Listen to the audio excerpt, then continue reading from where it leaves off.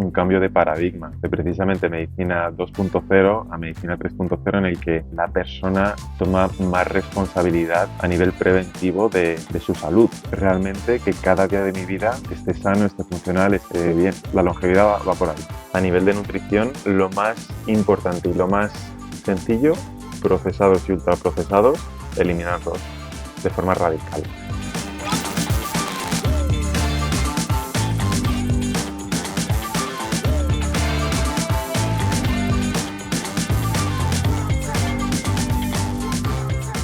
Muy buenas y bienvenidos un día más a un episodio de Revenue Squared. Hoy estamos con Ignacio Trenas y, por supuesto, con Jorge Bestart y conmigo, Luis Enrique Blas. Preparados para escuchar una conversación sobre longevidad y mil cosas más. Pero vamos, no os podéis perder este pedazo de podcast que vamos a grabar hoy. Ignacio, buenos días, ¿cómo estás? Jorge, ¿qué tal? Muy buenos días, Buenas. chicos. ¿Qué tal? ¿Cómo estáis? Ignacio, si quieres arrancamos con una pregunta así un poco más directa de qué morimos los españoles. ¿De qué morimos los españoles? Pues la verdad es que eh, alrededor de este tema hay un poco de misconception porque por lo general mucha gente piensa, o sea, cuando piensas en enfermedades terminales, muchas veces piensas en cánceres, en Alzheimer, en Parkinson, etcétera.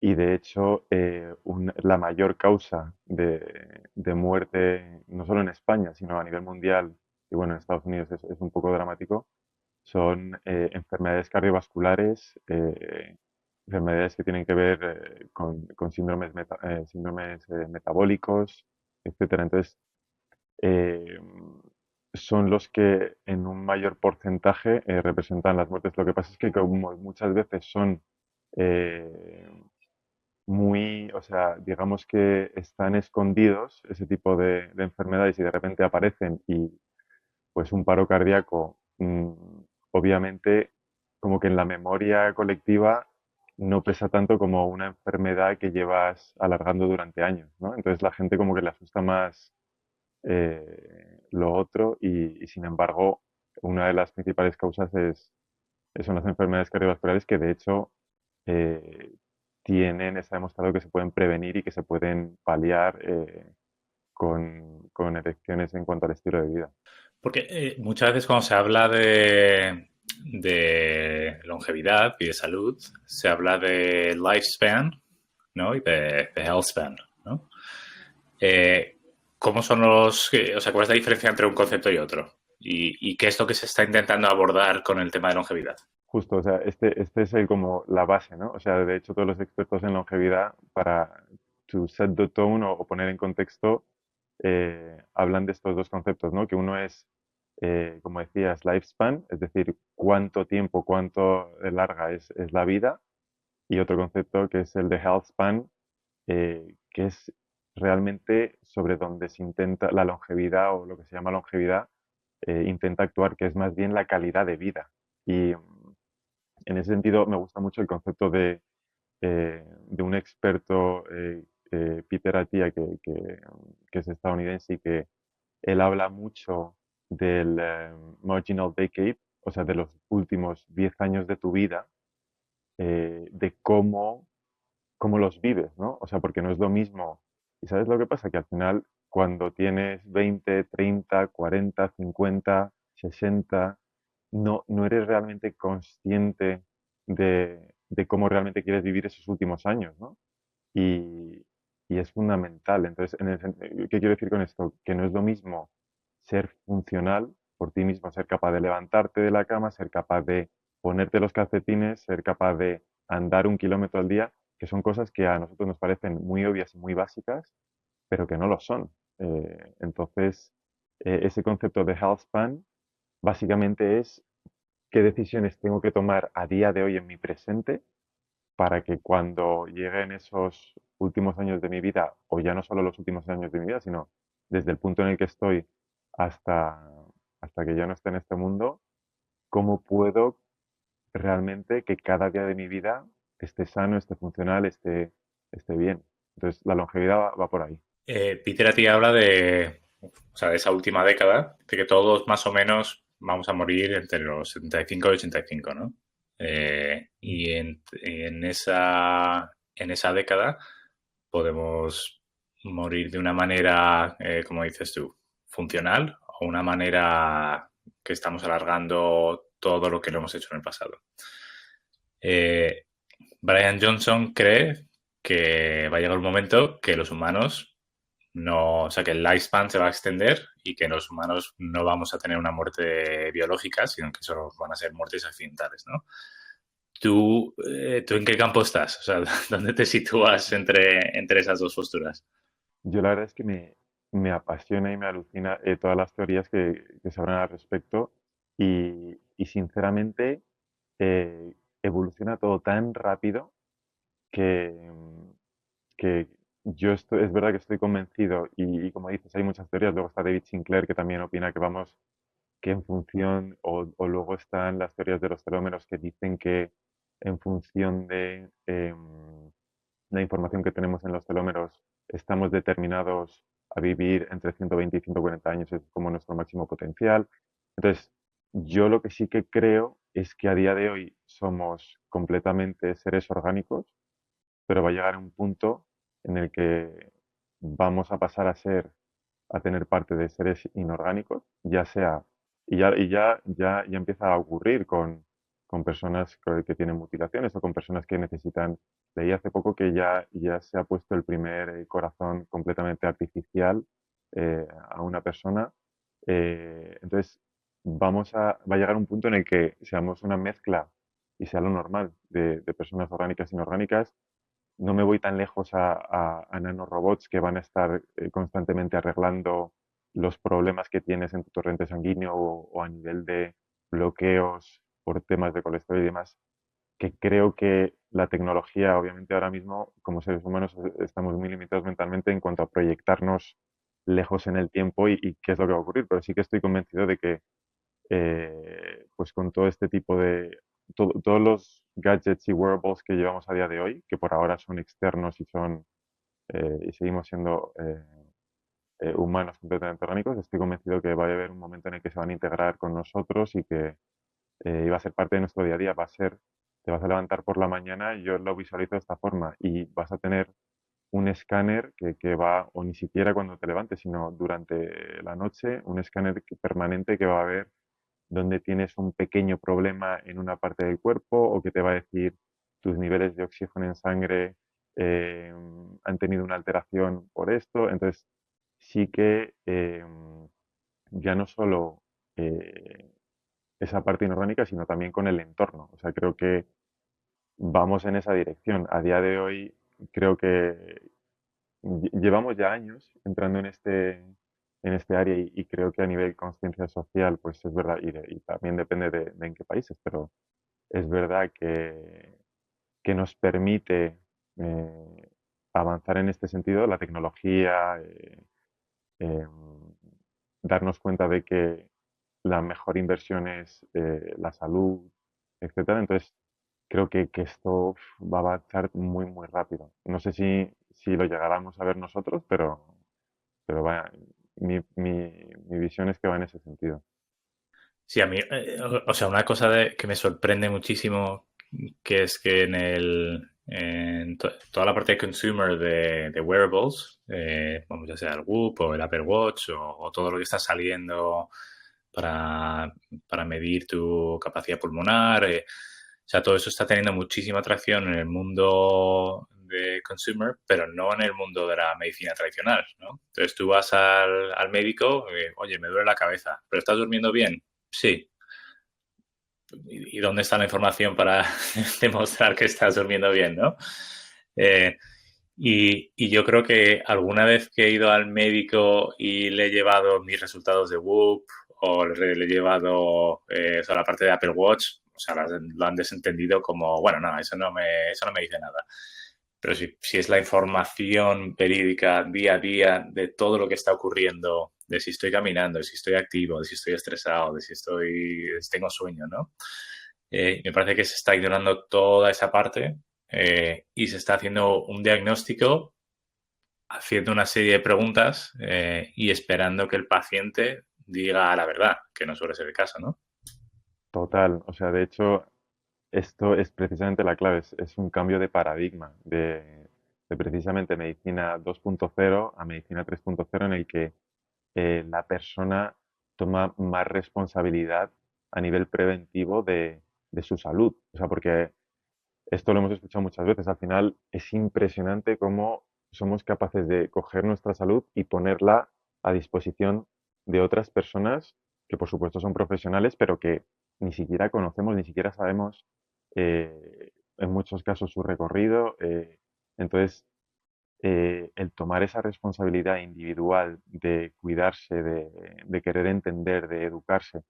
Y sabes, o sea, y algo que a mí me llama mucho la atención es que antiguamente, ancestralmente, sabíamos mucho más de todas estas cosas. O sea, a nivel de salud, a nivel de nutrición, a nivel de incluso de espiritualidad, em, obviamente la sociedad ha evolucionado hacia una sociedad del confort y de obviamente se ha desarrollado mucho a nivel tecnológico, somos capaces de dar de comer a no toda la población mundial, pero bueno, lo que quiero decir es que nos hemos expandido a unos niveles brutales, con de hecho capacidad de tener este nivel de educación y demás, pero es verdad que como que se ha perdido todo eso y es verdad como que ese cambio de paradigma ocurre mucho porque lo que también hemos escuchado muchas veces es que nosotros, bueno, aquí en Europa, en Estados Unidos, la medicina occidental está muy centrada en todo lo que son enfermedades. Y efectivamente, como dices tú, o vienes con síntomas y vienes con una enfermedad y estás mal, entonces ya te doy un fármaco, te doy un medicamento, eh, o incluso alguno te puede dar alguna indicación así tal. Tampoco me gusta generalizar, porque hay muchos médicos que poco a poco están transicionando y que están entrando en ese cambio de paradigma. Pero, pero sí que es verdad que parece que entramos más en una dinámica de mezclar una medicina, no sé si llamarlo oriental, pero sí que es una medicina más de escuchar al cuerpo, de conocerse a uno mismo, de intentar educarse, y me parece fundamental, es devolver la responsabilidad al ciudadano sobre su salud, que es que esto lo hemos vivido todos, absolutamente todos. O sea, cuando estás malo, da igual que te duela la tripa, da igual que se te haya metido algo en el ojo, da igual que tengas que poner el oído, lo único que te importa es ponerte bien. O sea, cambia tu realidad. En ese momento, lo más importante es ponerte bien. Entonces, eh, tenemos esas herramientas a nivel preventivo para intentar estar sanos lo máximo posible. Entonces, eso es algo que creo que tú y yo hemos comentado alguna vez, que muchas veces la gente no quiere saber o muchas veces prefieren y dicen, les da miedo. Y yo creo que efectivamente ahí hay una labor de educación, de cambio de paradigma, de que la gente entienda que tiene mucho poder para transformar su salud. Total. Una cosa que has mencionado es el concepto de medicina 3.0, ¿no? Eh, para mí es un concepto que aprendí relativamente hace poco y realmente me cambió la perspectiva de cómo veía la salud y la longevidad y eh, cómo se define la medicina 1.0, 2.0 y el nuevo paradigma 3.0. Pues la medicina 1.0 al final es históricamente la más básica, ¿no? O sea, al final, antiguamente moríamos de otro tipo de enfermedades, o sea, no precisamente nuestro lifespan no era muy, muy amplio y a nivel de plagas, a nivel de infecciones, ahí es cuando había mortalidad infantil y mortalidad de las madres cuando daban a luz era muy alta, pero obviamente con el descubrimiento de la penicilina y con una serie de descubrimientos a nivel de fármacos, pues digamos que eso es lo que se considera la medicina 1.0 porque, y esto de hecho Peter Attia también habla de ello, que es verdad que en los últimos, creo que eran 50 años, sí que es verdad que hemos sido capaces de alargar mucho la vida, pero es precisamente porque han bajado muchísimo todo lo que son las enfermedades infecciosas, eh, todo el tema de epidemias y demás. No realmente las otras enfermedades más específicas de, pues eso, cánceres, salud cardiovascular, salud metabólica, etcétera. Entonces, la medicina 1.0 tuvo esa transformación estamos a día de hoy muy metidos en todo lo que es la medicina 2.0, que como te comentaba antes, está basada en síntomas, está basada en enfermedades, o sea, y es muy potente, o sea, o sea, no hay que rechazarlo, todo lo contrario, o sea, es parte del proceso evolutivo y es maravilloso, o sea, a mí lo que me fascina es que todos esos fármacos al final vienen de plantas, o sea, vienen de la naturaleza. O sea, es verdad que químicamente somos capaces de sintetizarlo y convertirlo en algo mucho más potente, pero al final está nos lo da la tierra, nos lo da la naturaleza. Entonces, esa medicina 2.0 para mí tiene ese aspecto que es muy positivo, que es capaz de solventar síntomas, incluso enfermedades, es capaz de revertirlas, pero es verdad que no ataca el problema de raíz y no va al origen de por qué enfermamos y a entender cómo podemos prevenir, cómo podemos cuidarnos cada día, cada segundo. Es que cada decisión que tomas en tu día tiene un impacto brutal. O sea, tú puedes cambiar tu microbiota cada 20 minutos. Entonces, eh, esa medicina 3.0 va más por ahí, en una fase que yo sé que a ti te gusta mucho, que es todo lo que es diagnóstico preventivo es fundamental y de hecho con biopsias líquidas, con toda la tecnología que se está desarrollando, para mí, y es lo que hablaba un poco antes, al final, o sea, de tener un escáner que te localiza cualquier problema que tienes, eso es un diagnóstico preventivo, proactivo y que nos va a permitir ya no solo porque hay gente que cuando le hablas de alargar su vida, claro, como se imaginan en una silla de ruedas, sin poder hacer nada, que les tengan que bañar y demás, no quieren. O sea, la gente no quiere, pero es todo lo contrario. Es precisamente, más que alargar la vida, ser capaces de vivir bien cada año de tu vida. Entonces, la medicina 3.0 va más por ahí. El tema diagnóstico, tema prevención, tema ultrapersonalización, que es otro término muy manido y que la gente utiliza con mucha ligereza y que muchas veces no quiere decir nada, pero es verdad que somos únicos, cada uno es único, cada uno tiene un genoma eh, único y ya no solo eso, sino que las bacterias que tenemos en nuestro cuerpo, que tenemos más que células humanas, tienen su propio ADN, tienen su propio genoma. Entonces, es un compendio espectacular de información que todavía esto se acaba de abrir la caja. Entonces, es maravilloso porque justo vivimos una época en la que toda esta información está creciendo y estamos descubriendo y aprendiendo cada vez más. Iba a decir, Ignacio, que justo una de las cosas que dices tú, bueno, de hecho creo que es que has dicho varias, puedo tirar ahí de varios hilos, porque primero creo que hay una cosa clave, y esto Jorge y yo lo comentamos mucho, ¿no? Que cuando empezamos a hablar de estos temas, entre nosotros nos damos cuenta a los 5 minutos de que realmente somos una pequeña burbuja dentro de un gran mundo y de que no es un conocimiento típico, ¿no? Y de hecho has dicho un par que creo que son muy poca gente, ¿no? Empieza ya a tomárselo muy en serio, que es la parte de la microbiota y la salud realmente gastrointestinal, pero en el sentido de decir, oye, las comidas que comes, el tipo de comidas, a qué horas, cómo te afectan, eso que muy poca gente habla del tema, pero creo que es crucial. Y la otra es el vivir bien después, que creo que tira un poco también, ¿no? De ese miedo que tiene la gente a hacer entrenamientos de fuerza, ¿no? Ese gran mito que es increíble que siga persistiendo a día de hoy de no, si hago entrenamiento de fuerza, es que me va a poner muy grande. Pues ojalá fuera verdad, porque llevo 8 años y aquí sigo con mi tamaño habitual, ¿sabes?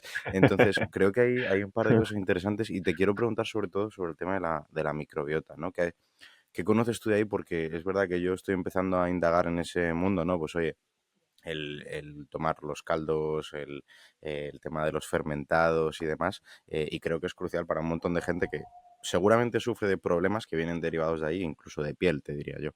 100%. O sea, a mí el mundo de la microbiota, de hecho yo entré por ahí en todo este mundo porque la nutrición me fascina. O sea, cómo funciona nuestro cuerpo, todo lo que ocurre en cada microsegundo, todos los procesos biológicos, fisiológicos, me apasiona tanto que es verdad que yo entré por ahí en todo el mundo de nutrición y longevidad y la microbiota es una ciencia muy reciente que lo mismo, o sea, está creciendo muchísimo. Yo de hecho pienso que como es dentro es fuera, es decir, yo veo el mundo como, digamos, un ser y nosotros somos precisamente las bacterias que están dentro de ese ser. Entonces, cuanto más sanos estamos, más sanos está el planeta y cuanto menos sanos estamos, menos sanos está el planeta. Entonces, lo mismo con el host, al revés, con nosotros. Es decir, em, si tú cuidas tus bacterias, o sea, al final es una simbiosis. Tú tienes que, mm, y de hecho, al final estamos comiendo casi más para nuestras bacterias que para nosotros mismos, porque los productos que generan estas bacterias, los metabolitos, es lo que al final hace que todos esos procesos fisiológicos funcionen. Entonces, por responder a tu pregunta, yo personalmente, y hay gente que obviamente no estará del todo de acuerdo o empezaría por otro sitio, pero a mí me gusta mucho eh, empezar por dos sitios. Uno es tu genoma, es decir, las cartas con las que juegas en esta vida física, y el genoma de tus bacterias, que se puede hacer con una análisis de microbiota muy fácil. ¿Qué quiero decir con esto? No hace falta que conozcas en detalle el genoma de tus bacterias, pero sí qué enterotipo eres, es decir, qué es lo que mejor le viene a tus bacterias, porque hay distintos enterotipos. Hay enterotipos más carnívoros, hay enterotipos más vegetarianos.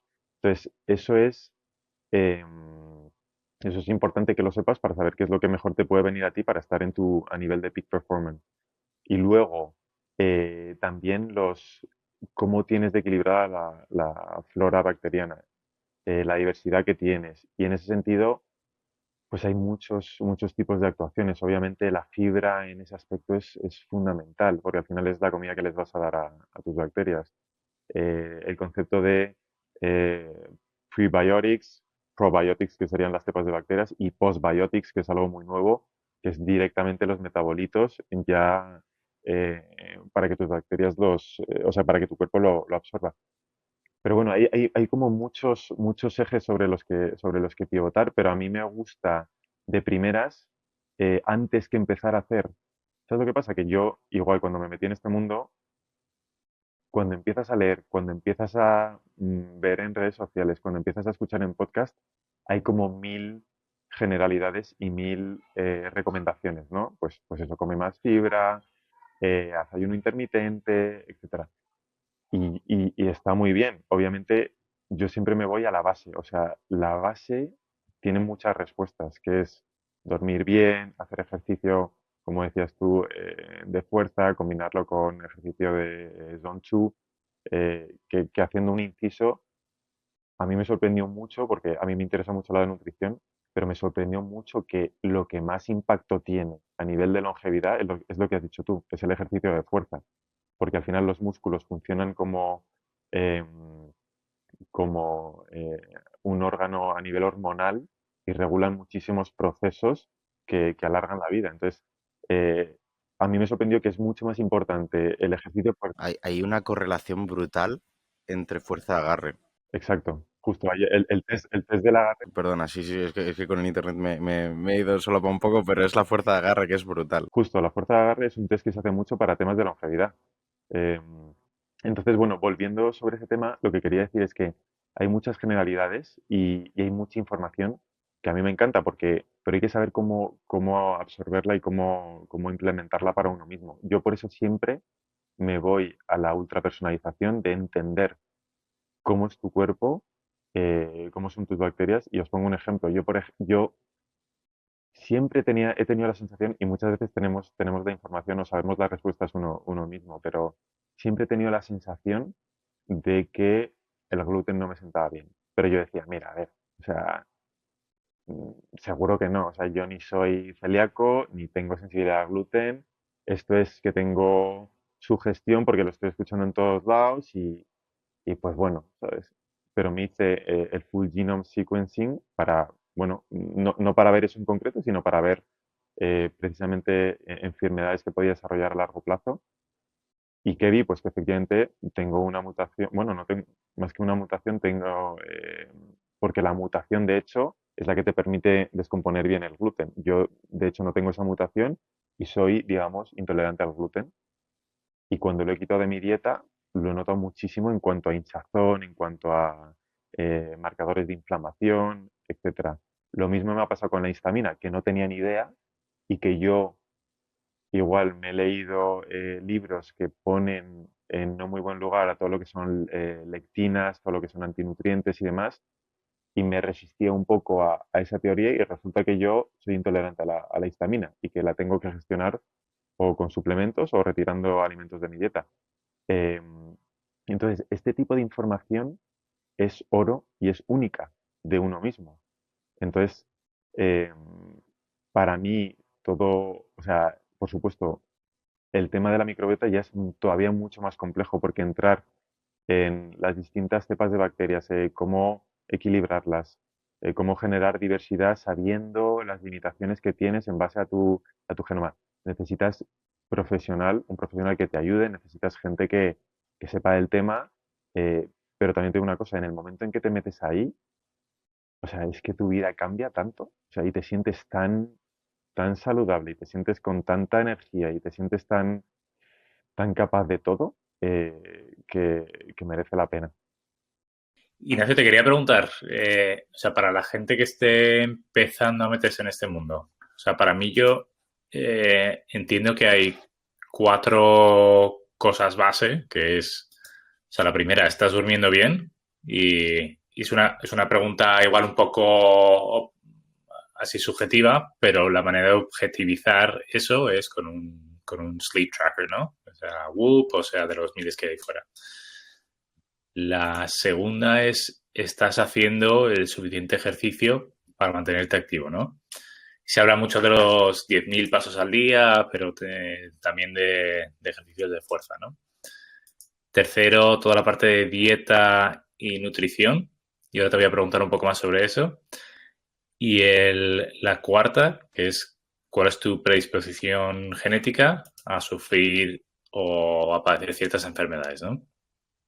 Eh, la parte yo creo que donde más le cuesta a la gente puede ser la parte de dieta y nutrición, porque hay tanta información, que si dieta keto, dieta vegana, dieta, o sea, de mil tipos. Pero ¿cuál es o sea, para ti, cuál es la base de decir, mira, esto es lo mínimo que tiene que tener todo el mundo, ¿no? Pues puede ser suplementación de creatina, omega 3, vitamina D, o sea, de las ciertas cosas que tiene que tener la gente para abordar una nutrición saludable. Esta pregunta es difícil, es complicada porque yo la forma en la que contestaría es que para empezar, a nivel de nutrición, lo más importante y lo más sencillo es todo lo que sean procesados y ultraprocesados, sobre todo ultraprocesados, eliminarlos de forma radical. O sea, eh, o sea, Que son eh, procesados y ultraprocesados. nues- Pan, el pan fuera. es que ahí, ¿sabes lo que pasa? Que el pan que se hace a día de hoy, el pan que se hace de hoy no es el mismo que se hacía antiguamente, que se permitía una fermentación natural, que se utilizaba un tipo de grano, un tipo de trigo específico. Entonces, ¿qué pasa? Que claro, que si hablamos del pan que compras en el supermercado de la esquina, que viene envasado y tal, eso es un ultraprocesado, yo no lo recomendaría para nada. Eh, pero sí, o sea, ultraprocesados es todo, o sea, además es que cuando lo piensas de forma consciente y la próxima vez que entres en un supermercado, o sea, simplemente picture it out, o sea, cuando tú miras, el 90% está envasado, el 90% viene en plásticos, con colores llamativos, con información confusa. Yo me voy siempre a la sección donde no hay plásticos, donde es todo verdura, fruta, whole plant based, obviamente toda la parte de carnes, demás. Yo personalmente soy vegetariano, pero siempre que se compra carne, pescado, pues obviamente lo más eh, natural posible.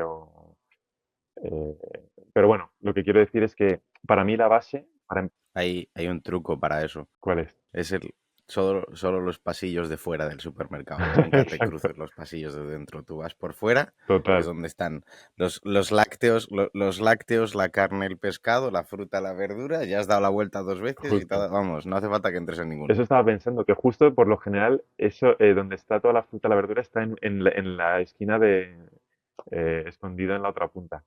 Pero para mí eso es la base. O sea, si tuviese que decir algo, ¿y sabes por qué? Porque recomendar algo específico, vuelvo otra vez a las generalidades que no soy súper fan de ellas.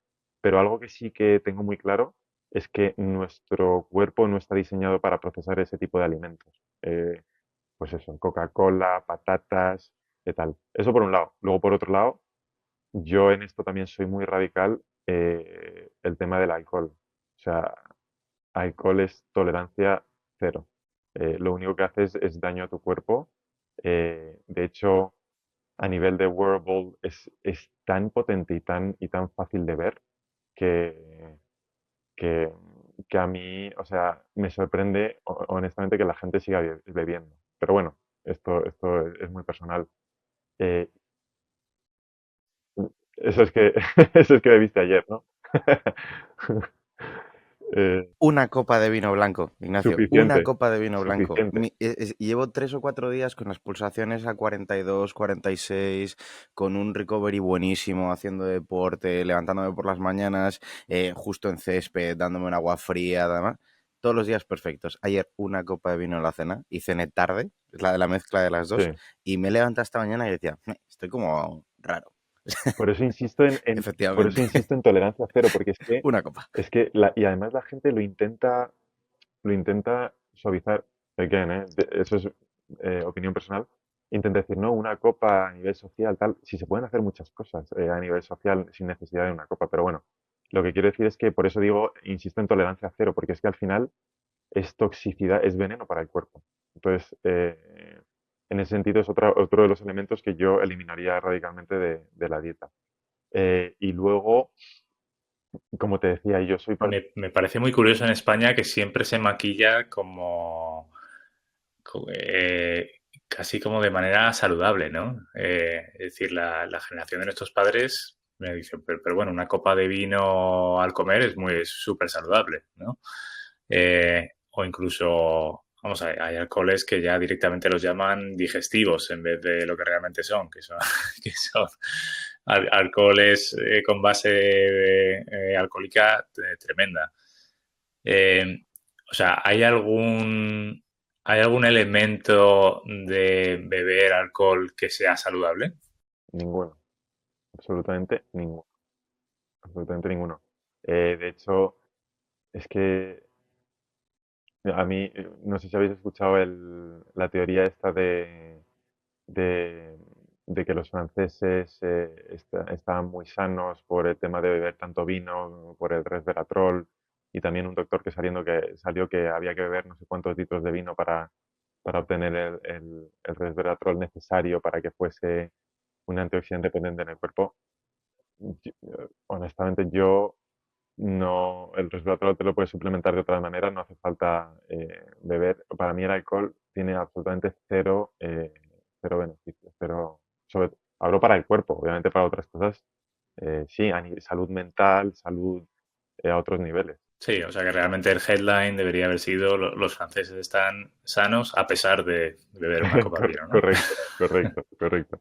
No, pero volviendo a tu punto, entonces esto yo haría hincapié, o sea, si tuviese que decir mm, dos, tres puntos, diría eso, o sea, ultraprocesados fuera, alcohol fuera, y me metería en otro de los elementos, por decir algo un poco que no sea tan obvio, que sí que me parece súper importante, que es el tema del agua y el tema de cómo nos hidratamos, porque a día de hoy está demostrado que el agua que bebemos eh, contiene todo tipo de sustancias, desde patógenos, químicos, tiene fármacos. Obviamente a la hora de filtrar esas depuradoras, pues filtran mucho, pero no todo. Entonces ingerimos de forma sistemática todos los días una cantidad de pequeños metales pesados, de, de fármacos, etcétera, que al final se acumulan en el cuerpo. Entonces, Un filtro bueno de agua parece una tontería, pero es súper importante. Luego ya si te vas a filtros de hydrogen water y demás, mejor que mejor, pero la hidratación es tan importante porque nosotros venimos del mar, somos 70% agua, que muchas veces todos nuestros procesos a nivel intracelular no funcionarían sin un buen nivel de hidratación. Entonces, cosas tan básicas como eso, comer comida que nos da directamente la tierra, beber agua lo más limpia posible y no beber alcohol, yo me quedaría con eso para empezar. Y luego ya mi siguiente paso sería hacer el genoma para saber exactamente, ver tu genoma para saber exactamente cómo procesas los alimentos. ¿Por qué digo esto? Y el de la microbiota también, porque, por ejemplo, yo igual no descompongo bien el ácido fólico. Mi cuerpo no es capaz de descomponerlo en un 99%. Entonces, tengo que tomar la forma activa del ácido fólico, el emetilfolato, porque si no, mi cuerpo no lo absorbe. Lo mismo me pasa con otros elementos, con el betacaroteno, por ejemplo, con la vitamina A. Entonces, estos elementos al final generan deficiencias en el cuerpo que se van acumulando y que esto es muy personal mío, es muy específico de mi cuerpo. Pero yo, si no hago este tipo de test, no lo sé. Entonces, volvemos al diagnóstico preventivo del que hablábamos antes. Y a nivel de microbiota, igual yo puedo tener una mala absorción de carbohidratos porque tengo una descompensación en cuanto a las bacterias que tengo en mis intestinos que no me ayudan a descomponer bien los carbohidratos o que no me ayudan a descomponer bien las grasas y no soy capaz de generar los metabolitos necesarios para ayudar al cuerpo a rebajar la inflamación, etcétera. Entonces, eso ya es otro nivel mucho más avanzado. Quizás antes de llegar a ese nivel más avanzado, yo diría que el segundo paso es hablar con un profesional que te pueda guiar para hacer una dieta más específica en función de tu estilo de vida, en función de lo que necesitas, de lo que buscas. Comentaba Luis antes que, pues eso, si quieres ganar algo de masa muscular, pues obviamente si no estás ingiriendo la proteína necesaria, nunca va a ocurrir. Si no tomas, como comentabas tú, Jorge, creatina, eh, you're doing a disservice to yourself porque va a ser mucho más difícil. Entonces, luego ya entras en cosas mucho más técnicas y mucho más eh, que necesitan de un asesoramiento más específico. ¿Hay algún suplemento que digas? Justo iba a preguntar eso. Sí, hay algún suplemento que digas, mira, este lo tiene que tomar todo el mundo. Y hay cuatro que yo siempre he escuchado en ese campo. El primero es vitamina D, el segundo es omega 3, el tercero es creatina y el cuarto es magnesio. Que siempre me han dicho, independientemente de quién seas y dónde vivas, o sea, tienes que siempre tomar esos cuatro. Hmm. ¿Compartes ese pensamiento? Estoy bastante de acuerdo en varios. El primero, el de vitamina D, es impresionante y sobre todo aquí en España, pero es verdad que tenemos un déficit de vitamina D a nivel poblacional. Entonces, sí que es verdad que cuando tú te vas a nivel estadístico, gran parte de la población tiene deficiencia. Entonces, recomendar eso, digamos, como que estás disparando un poco, estás intentando matar moscas a cañonazos, pero sí que es verdad que tienes una posibilidad muy, muy alta de que ayude a un gran porcentaje de la población porque hay deficiencias. Lo ideal es que la gente tome, o sea, reciba luz solar durante al menos 20 minutos al día en más del 40% de su cuerpo. Eso sería lo ideal, pero es verdad que el estilo de vida que tenemos, que es tremendo, que nos pasamos sentados todo el día o que estamos dentro de cubículos en lugar de estar al aire libre, pues es verdad que limita esa absorción de vitamina D. O sea que estoy de acuerdo que en ese sentido sí que diría que vitamina D siempre con vitamina K2 porque ayuda a la absorción. Entonces esos suplementos por lo general siempre van, siempre te los venden juntos. Omega 3, totalmente de acuerdo. ¿Por qué? Porque la función del omega 3 al final, y sobre todo con la dieta que tenemos por lo general a día de hoy, es una función antiinflamatoria. Yo la verdad es que he intentado siempre suplementarme con omega 3 de algas, al ser vegetariano, no de pescado, y resulta que en mi genoma me ha salido que yo no absorbo bien el omega 3 de plantas. O sea que en ese sentido, lo que intento hacer, y por eso os digo, os estaba diciendo que depende mucho de cada uno. Yo ahora lo que intento es, que sí que al parecer me viene mejor, es utilizar cúrcuma como antiinflamatorio, que sí que mi cuerpo lo absorbe mejor y combinado con pimienta negra, pues en mi cuerpo específicamente es bastante antiinflamatorio. Pero omega 3 estoy de acuerdo contigo, hay excepciones como la mía. A mí me encanta la cúrcuma con naranja y limón. Es, Naranja, limón, un poco de pimienta negra con la cúrcuma y es brutal. eh, es, iba a saltar sobre eso, porque es verdad que yo, si me desvío un poquito del tema, siempre he sido muy de smoothies, siempre he sido muy de prensar la fruta y tal y cual, hasta que he descubierto que es una bomba de azúcar. eh, mm, o sea, no voy a decir letal, pero con eso hay que tener cuidado. Y yo soy el primero que lo he hecho mucho, el hacerme smoothies y meter toda la fruta que podía. Y en ese sentido hay que tener cuidado porque otro de los temas que es un big topic es el tema de la glucosa en sangre, la resistencia a la insulina que deriva en enfermedades metabólicas y demás. Entonces yo todo eso, por ejemplo, lo he retirado de mi dieta pues yo en mi caso tomo infusiones de cúrcuma con pimienta negra.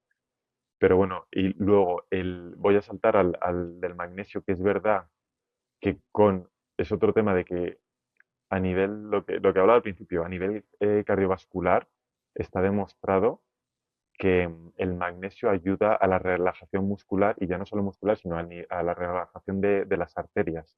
Entonces, ¿qué pasa? Que muchas veces eh, accidentes cardiovasculares se producen precisamente por esa rigidez o por la obstrucción de las arterias y está demostrado que el magnesio ayuda a prevenir enfermedades cardiovasculares y ya no solo eso, sino que hay distintos tipos de magnesio, pero sí que ayudaría con esa relajación a dormir mejor, a entrar en fases de sueño profundo, de sueño REM de forma más fácil. Y es verdad que, ¿qué pasa? Que lo que hablábamos antes, que la alimentación ha cambiado tanto que ahora obtener de tu dieta magnesio, las necesidades que tenemos, bueno, en general de muchos nutrientes es cada vez más difícil. Entonces, sí que es verdad que el magnesio como tal, eh, sí que puede ser uno de los suplementos de base. Y luego la creatina, eh, también, o sea, es verdad que depende de la franja de edad. A partir de cierta edad la recomendaría sí o sí para el mantenimiento. De hecho, también se han estudiado beneficios a nivel brain health y a partir de cierta edad, sobre todo para el mantenimiento de la masa muscular, que está muy asociado a longevidad, eso seguro lo recomendaría. Si eres un atleta o si eres alguien que practica mucho ejercicio también, si eres una persona joven o que estás en desarrollo y que estás tomando la proteína necesaria en tu día a día, quizás no es súper necesario. O sea, entonces depende un poquito de en qué época de tu vida te encuentres, qué objetivos tienes y demás. Pero vamos, en nuestra edad sí que lo recomendaría. Lo que sí que es más importante que la creatina, diría, es el ejercicio de fuerza. La creatina al final te va a ayudar a crear ese músculo y tal, pero si tomas creatina pero no estás haciendo ejercicio, no te mueves, no haces ejercicio de fuerza, te va a servir, su efecto va a ser limitado. Hay alguno, recomendabas, o sea, decías Ignacio, ¿no? Que hay algunos que pues para ciertas edades van cambiando, para ciertos tipos de persona.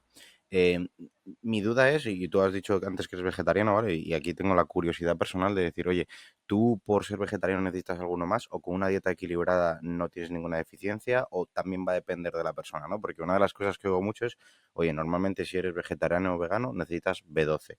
Pero yo tengo entendido que si eres vegetariano y comes huevos, no tanto. Entonces, por saber aquí tu experiencia, ¿no? ¿Cómo regulas tú esa parte de suplementos? Transición a una dieta vegetariana o vegana y todo el mundo piensa inmediatamente en deficiencias o en problemas y sí que estoy de acuerdo que hay que hacerlo bien, o sea, hay que organizarlo. Porque algo que tiene positivo la carne o los animales es que es verdad que de cierta forma procesan todo y te lo sintetizan, entonces tú estás absorbiendo todos esos nutrientes de forma directa. Entonces, bueno, yo diría eso, que sí que es importante organizarlo bien. Me encanta, Ignacio, y lo pillo con muchísimas ganas. Siempre, Dos clientes asegurados. sí, sí, sí. No, siempre que hemos quedado, vamos, la primera vez que quedamos, lo primero que te pregunté es, ¿hay este tipo de centro? Y me dijiste, bueno, hay alguno, pero que no cubre todo. Y ahora que hemos ido hablando a lo largo de estos meses, me has dicho, oye, que ahora sí que hay un centro y lo voy a montar yo. Así que lo pillamos con muchísimas ganas, tío. Así que Qué bien. Cuenta con un par de early adopters. es justo. Muy bien. Eh, vamos a acabar aquí. ¿Dónde te puede seguir la gente? Eh, pues nuestra web es Ujú. longevity.com, Sí. que la estamos abriendo ahora, y yo creo que ese es el mejor sitio para conectar. Entonces, justo la estamos abriendo porque abrimos el centro en octubre, tenemos todo el contenido preparado.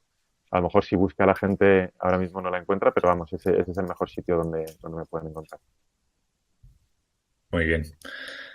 Ignacio, muchísimas Perfecto. gracias. Muchas gracias, chicos. Un Un placer. placer, Ignacio. Mil gracias. Venga, gracias.